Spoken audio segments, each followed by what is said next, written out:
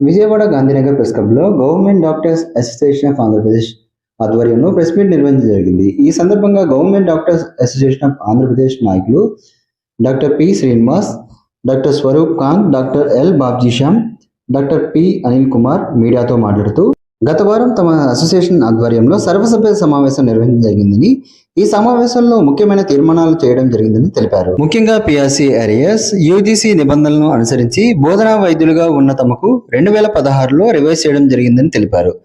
గత 5 సంవత్సరాలుగా మాకు చెల్లించాల్సిన వేతన బకాయిల గురించి ప్రభుత్వాలను పలుమార్లు విన్నవించుకున్నా ప్రభుత్వం నుండి ఎటువంటి స్పందన రాలేదని తెలిపారు.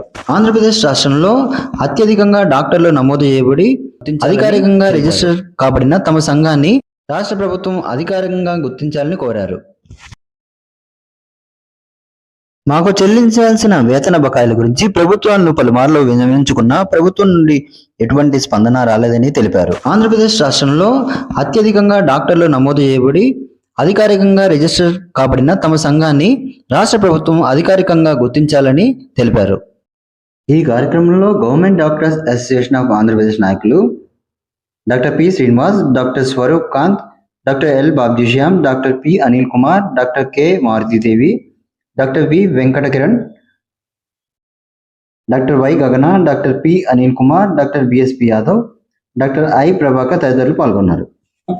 జీడీఏపీ అనేటువంటి ప్రభుత్వ వైద్యుల సంఘానికి నుంచి వచ్చిన వాళ్ళం. గడిచిన ఆదివారం మా యొక్క సర్వసభ్య సమావేశం సిద్ధార్థ వైద్య కళాశాలలో జరిగింది. దానిలో మేము కొన్ని ముఖ్యమైన నిర్ణయాలను తీసుకోవడం జరిగింది. మాకున్న ప్రాబ్లమ్స్లో ముఖ్యంగా పిఆర్సీ ఏరియర్స్ అని చెప్పేసి ఉంది. మాది మేము వీఆర్ డ్రాయింగ్ యూజీసీ స్కేల్స్, అంటే టీచింగ్ ఫ్యాకల్టీగా ఉన్నాం కాబట్టి, బోధనా వైద్యులుగా ఉన్నాం కాబట్టి వైద్య కళాశాలలో పనిచేయడం వల్ల మాకు యూజీసీ స్కేల్స్ వస్తున్నాయి. 2006 నుంచి వస్తున్నాయి. అవి 2016లో రివిజన్ జరిగింది. ఆ 2016లో రివిజన్ జరిగినప్పుడు వాటిని 2016 నుంచి ఇంప్లిమెంట్ చేయకుండా 2021లో చేశారనమాట. అంటే 5 సంవత్సరాల 3 నెలలు ఆలస్యంగా చేయడం జరిగింది రివిజన్. సో అంతకాలంలో రావాల్సినటువంటి ఆ పిఆర్సీ ఎరియర్స్ బకాయిలు ఇప్పటి వరకు మాకు ప్రభుత్వం చెల్లించలేదు. వాటి వల్ల మేము ఆర్థికంగా చాలా ఇబ్బందులు ఎదుర్కొంటున్నాం. ఆ బకాయిలు రానందువల్ల వాటిని మీడియా ద్వారా మేము ప్రభుత్వానికి విన్నవించుకోవాలన్న ఉద్దేశంతో ఇప్పుడు మీ దగ్గరికి వచ్చాం. మా యొక్క సమస్య మీకు చెప్తున్నాం. ఎందుకంటే మేము అడుగుతున్నది కొత్తగా జీతాలు పెంచమని అడగట్లేదు. మేము అడుగుతుంది ఏంటంటే, మేము ఆల్రెడీ పనిచేసిన కాలానికి, అంటే మేము ఆల్రెడీ సేవలు అందించిన కాలానికి సంబంధించినటువంటి జీతభత్యాలను మాత్రమే అడుగుతున్నాం. ఇవి 2021 నుంచి 2021 నుంచి బకాయిగా ఉండిపోయాయి. మామూలుగా ఎప్పుడైనా సరే ఒక ప్రభుత్వ ఉద్యోగికి ప్రభుత్వం తన వద్ద సరైన ఆర్థిక వనరులు లేవని చెప్పేసి ఇట్లా బకాయిల్ని ఉంచడం భావ్యం కాదు. అది మన ప్రభుత్వ అధినేతలు అందరికీ తెలుసు. కాబట్టి అవన్నీ వాళ్ళు మమ్మల్ని సహృదయంగా ఆలోచించి మా యొక్క సమస్యను పరిష్కరిస్తారని కోరుతున్నాం. ఇంకొకటి ఏంటంటే, మాకు పిహెచ్సి వైద్యులు ఉన్నారు. ఆ పిహెచ్సి వైద్యులు కూడా మా దాంట్లో భాగస్తులుగా ఉన్నారు. వారికి సర్వీస్ కోటా గతంలో 30% ఉండేది. ఇప్పుడు దాన్ని 15% చేసేసారు. దానికోసం గడిచిన నెలలో వాళ్ళు ఒక దగ్గర ఒక 20 రోజులుగా 3 వారాల కాలం వాళ్ళు స్ట్రైక్ చేశారు. కానీ అది 20% ఇస్తామన్నారు. ఇప్పటి వరకు ఇంప్లిమెంటేషన్ జరగలేదు. సో మేమేమంటున్నామంటే, జీడీఏపీ తరఫున దానిని సర్వీస్ కోటాని 30% పెంచాలని మేము కోరుతున్నాం. అది మూడవదిగా ఈ డిహెచ్ సైడ్ ఉన్న వాళ్ళు ఉన్నారు కొంతమంది, ఈ వైద్య విధాన పరిషత్తులోనూ వాటిలో ఉన్న వాళ్ళకి కాల పరిమితి పదోన్నతులు ఇవ్వాలని మరలా కోరుతున్నాం మేము. ఎందుకంటే వారికి కూడా కొంతమంది 25 సంవత్సరాల సర్వీస్ అయినప్పటికీ కూడా వాళ్ళు ఒకే క్యాడర్లో ఉండిపోయారు ఇప్పటివరకు, ప్రమోషన్ లేకుండా. అటువంటి వాళ్ళందరూ చాలా మనోవ్యాధితో ఉన్నారు. అదే మిగిలిన డిపార్ట్మెంట్స్ ఏదైనా చూసుకుంటే ఎవ్రీ 3 ఇయర్స్కి ఒక ప్రమోషన్ తోటి పదోన్నతులను పొందుతున్నారు. కానీ వైద్యులు మేము చేసుకున్న పాపం ఏంటో తెలియదు. కానీ 20 సంవత్సరాలు చేసినా కూడా వాళ్ళు ఒకే క్యాడర్లో ఒకే క్యాడర్ శాలరీస్ తీసుకుంటున్నారు. అది దాన్ని కూడా సరిచేయాలని కోరుతున్నాం. అట్లాగే మేము డిఎంఈ సైడ్ వైద్యులకి మాకు అదే స్టేట్ డిహెచ్ సైడ్ వైద్యులకి అయితే ప్రతి 5 సంవత్సరాలకి పిఆర్సీని రివిజన్ చేస్తారు. మాకు 10 సంవత్సరాలకు ఒకసారి చేస్తున్నప్పుడు జరుగుతుంది డిఎంఈ వైద్యులకి. కొన్ని మధ్యకాలంలో మాకేమైనా ఇంటర్మ్ రిలీఫ్ ఏమైనా ఇస్తున్నారా అంటే, మధ్యంతర భృతి ఏమైనా ఇస్తున్నారా అంటే ఆ మధ్యంతర భృతి కూడా ఇవ్వడం జరగలే. కాబట్టి మధ్యంతర భృతి పొందకపోయిన మమ్మల్ని మాకు ఆ పిఆర్సీ ఎరియర్స్ ఇమ్మని కోరుతున్నాం. తర్వాత మాకు ఈ ప్రతి ఒక్క ఉద్యోగ సంఘాల నాయకులతోటి కూడా ప్రభుత్వం మీటింగ్లు పెడుతుంది. ఆ మీటింగ్లకి ఎవరికి పిలుస్తున్నారు? రికగ్నైజ్డ్ సంఘాలనే పిలుస్తున్నారు. మరి మాకు డాక్టర్లు చేసుకుంటే మా దురదృష్టం ఏంటో అర్థం కాదు. కానీ మాలో ఇన్ని అసోసియేషన్లు ఉన్నా కూడా ఏ అసోసియేషన్కి కూడా ప్రభుత్వం రికగ్నిషన్ చేయట్లేదు. ఎస్పెషల్లీ మాది జీడీఏపీ సంఘం. మా దగ్గర 1800 మంది వైద్యులు మెంబర్స్గా ఉన్నారు. అతిపెద్ద సంఘం మాది. మేము 2017లో రిజిస్ట్రేషన్ చేసుకున్నాం ప్రభుత్వం వద్ద. అప్పటి నుంచి కూడా మా యొక్క సభ్యులకి మేము సర్వీసులు అందిస్తున్నాం. తర్వాత మొన్న గడిచిన సంవత్సరంలో విజయవాడలో వరదలు వచ్చినప్పుడు మేము ప్రభుత్వ సహాయ నిధికి, ముఖ్యమంత్రి సహాయ నిధికి మేము ఒక 6 లక్షల రూపాయలు, అంటే మేము అలాగే కొన్ని ప్రతి నెలకు ఒకసారి లేకపోతే మెడికల్ క్యాంప్స్ ఆర్గనైజ్ చేస్తున్నాం. సో మేము ఇన్ని సేవలు చేస్తున్నాం కూడా. మా యొక్క సంఘాన్ని గుర్తించమని గడిచిన 2 సంవత్సరాల నుంచి తిరుగుతున్నా కూడా మా యొక్క సంఘానికి గుర్తింపు చేయట్లేదు ప్రభుత్వం.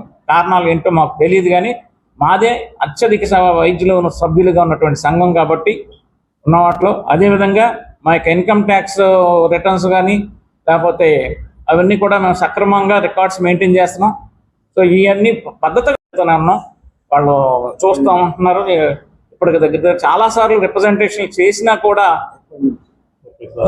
3 years నుంచి చేస్తున్నామండి రిప్రజెంటేషన్. దగ్గర 30 నుంచి 40 సార్లు రిప్రజెంటేషన్ ఇవ్వడం జరిగింది.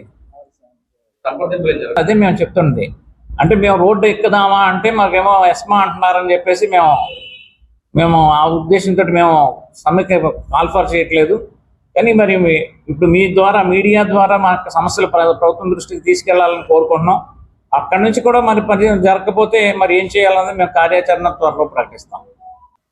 గౌరవ ఆరోగ్య శాఖ మంత్రి గారు సత్యకుమార్ యాదవ్ గారిని కూడా మేము కలవడం జరిగింది. మాకు రికగ్నిషన్ ఇమ్మని, మాకు యొక్క పిఆర్సీ ఏరియా బాకీ ఉన్నటువంటి పిఆర్సీ ఏరియాస్ ఇమ్మని కూడా అడగడం జరిగింది. వారు పరిష్కరిస్తామని చెప్తున్నారు. కానీ మరి ఫైల్ ముందుకు కదలట్లేదన్న బాధతోటి మేము మీ దగ్గరికి రావడం జరిగింది. నా పేరు డాక్టర్ బాబ్జీ శ్యామ్ కుమార్. నేను సిద్ధార్థ వైద్య కళాశాలలో న్యూరో సర్జరీ విభాగాధిపతిగా పనిచేస్తున్నాను. నేను అసోసియేట్ ప్రొఫెసర్గా పనిచేస్తున్నాను, ENT విభాగం, గుంటూరు మెడికల్ కాలేజ్. ప్రభుత్వ అధినేతలకు, ప్రజలకు, పత్రికా మిత్రులకు, టీవీ మీడియా వాళ్ళకి నమస్కారం. 2006 సంవత్సరం నుంచి మెడికల్ కాలేజ్ వైద్యులకు, మెడికల్ కాలేజ్ టీచర్స్కి 6వ పిఆర్సీని అమలు చేయడం జరిగింది. అది GOMS 816 health medical family welfare November 2వ తారీఖు 2016 సంవత్సరం నుంచి. ఈ యూజీసీ పే స్కేల్ అమలు చేశాక వీరిని రాష్ట్ర ప్రభుత్వ స్కేల్స్ నుంచి వేరు చేశారండి, డీలింక్ చేశారు. ఇక ఈ యూజీసీ పిఆర్సీ కేంద్ర ప్రభుత్వం ఎప్పుడైతే పిఆర్సీ ఇస్తుందో దాన్ని అనుసరించి 10 ఏళ్ళకి ఒకసారి మాకు పిఆర్సీ వస్తుందండి. తర్వాత అందువల్ల యూజీసీ పిఆర్సీ జీవోలోనే స్పష్టంగా రాశారు 6వ పేరాలో.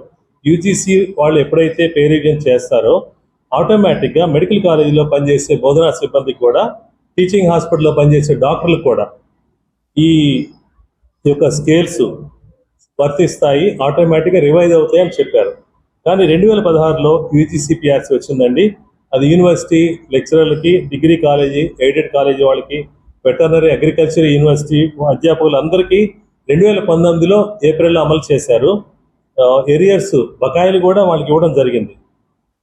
ఈ కాలేజీలో చాలా కాలేజీలు వాళ్ళు సంవత్సరానికి పనిచేసేది 180 రోజులే. కానీ 365 రోజులు 24 గంటలు పనిచేసి, చేయించి, నేర్పించే మెడికల్ కాలేజీ వైద్య బోధనా సిబ్బందికి మాత్రం మొండి చేయి చూపించారు. ఈ GORT నంబర్ 138 2019 ఫిబ్రవరి 25 నాటి జీవో ప్రకారము నాటి ప్రభుత్వము ఏపీ మెడికల్ కాలేజీలోని టీచింగ్ డాక్టర్లు కూడా ఈ యొక్క 7వ పిఆర్సీ అమలు చేయడానికి గైడ్ లైన్స్ ఇవ్వండి అని రికమెండ్ చేయడానికి ఒక కమిటీని ఏర్పాటు చేసింది. ఆనాటి ఆరోగ్య శాఖ ప్రధాన కార్యదర్శి గారి అధ్యక్షతన ఆ కమిటీ ఏర్పాటు చేశారు. వీళ్ళు 1/1/2016 నుంచి ఇవ్వాల్సిన పెన్షన్లు, యూజీసీ జీతాలు, ఇవన్నిటి గురించి కూడా ఫార్ములాలు తయారు చేయమని ఆ కమిటీకి చెప్పారు. ఒక నెలలో కమిటీ రిపోర్ట్ సబ్మిట్ చేయమని చెప్పారు. కానీ 2019లో ఇచ్చిన జీవో 2021 వరకు అతిగతి లేదు. కానీ మార్చి 2021లో రివైజ్డ్ ఏపీఎంఈఎస్ స్కేల్స్ పేరుతో ఒక అమలయ్యే విధంగా ఒక జీవో వచ్చిందండి.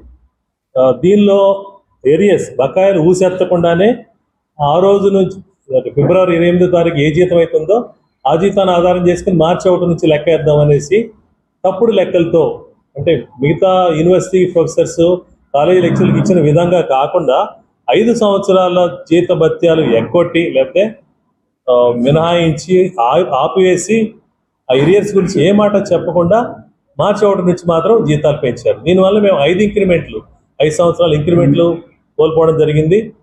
జనవరి 1, 2016 నుంచి పెరగాల్సిన జీతం మాకు మార్చి 2021 నుంచి పెరిగింది.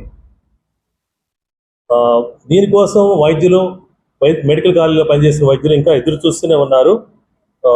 అట్లాగే 2020 కోవిడ్ సందర్భంగా ప్రైవేట్ హాస్పిటల్స్ అన్ని కూడా మూతబడిన సందర్భంలో కేవలం ప్రభుత్వ డాక్టర్లు, మరి ముఖ్యంగా మెడికల్ కాలేజీలో డాక్టర్లు మాత్రమే పనిచేశారండి. పగలు రాత్రి తేడా లేకుండా ప్రాణాలకు తెగించి పనిచేశారు. మెడికల్ కాలేజీలో పాఠాలు చెప్పే డాక్టర్లు కూడా డ్యూటీలు వేసి వాళ్ళందరూ కూడా హాస్పిటల్లో పనిచేశారు.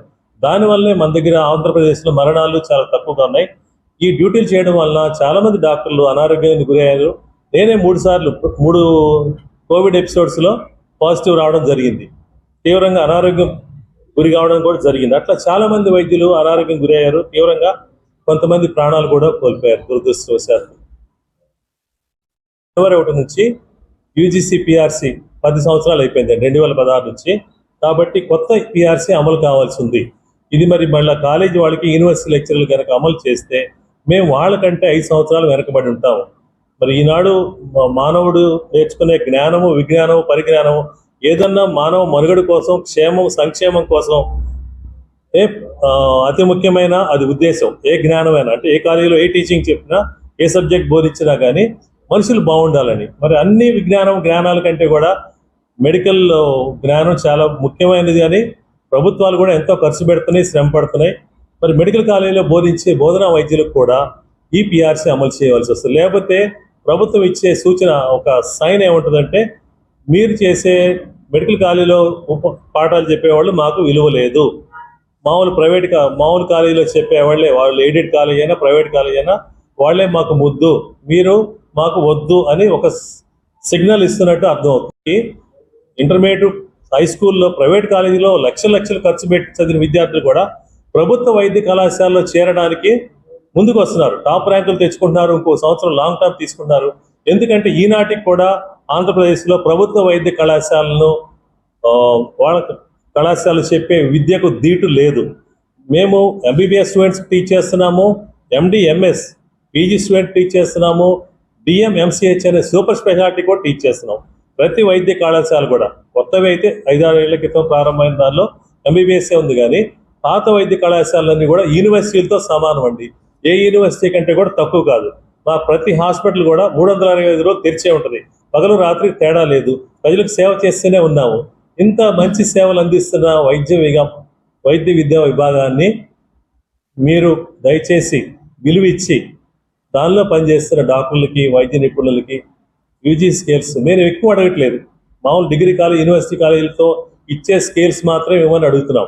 అదే కేరళలో అయితే హాస్పిటల్లో పనిచేస్తున్న డాక్టర్లు కొంత అలవెన్స్లు ఇచ్చారు.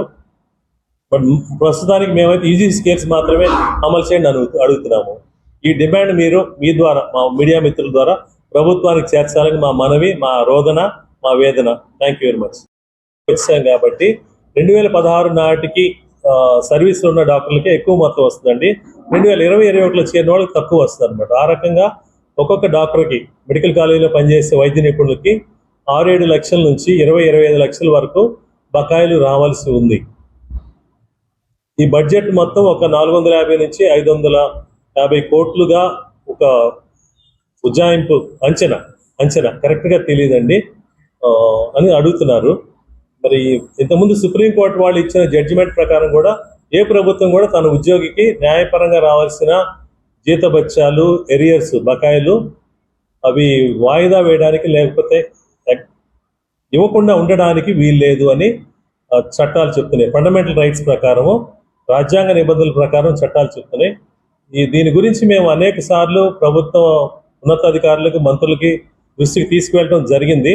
ఇప్పటి వరకు మాకు న్యాయం జరగలేదు కాబట్టి మేము మీడియా దృష్టికి తీసుకొస్తున్నాం. మీ ద్వారా ప్రభుత్వంలో ఉన్న పెద్దలకు కూడా తెలియజేస్తాం. మీటింగ్ పెట్టుకుని ఆ మీటింగ్ లో వచ్చే నిర్ణయం ప్రకారం వాళ్ళు కోర్టుకి వెళ్దామంటే కోర్టుకి, మరి ఏదైనా యాజిటేషన్ మోడ్ లోకి వెళ్దామంటే సభ్యులందరి అభిప్రాయం ప్రకారం మరి డెమోక్రసీ అసోసియేషన్ లో చర్చించి ఆ నిర్ణయం ప్రకారం ముందుకు వెళ్దాం అని అనుకుంటాం.